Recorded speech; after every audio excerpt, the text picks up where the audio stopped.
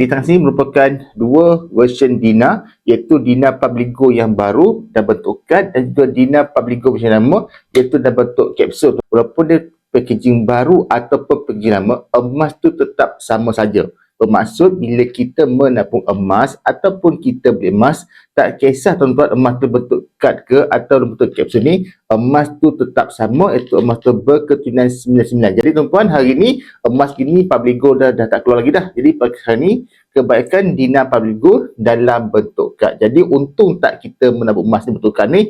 Jawapannya untung. Dan jangan bimbang, kalau emas ni dalam kad ni terkeluar daripada kadnya, Publigo tetap beli dengan harga yang tinggi, tak ada penolakan. Itu jaminan Publigo kepada kita kalau kita beli emas di Publigo. Jadi bermaksud bila kita beli emas di Publigo, jangan risaulah harga, contohnya emas tu cala ke, bengkok ke, terkeluar daripada kad sekalipun, Publigo beli dengan harga yang tinggi. Jadi sesiapa lagi yang berminat nak mengetahui ilmu emas dan kewangan, jangan lupa follow saya, banyak lagi info-info yang saya akan kongsikan dari semasa ke semasa.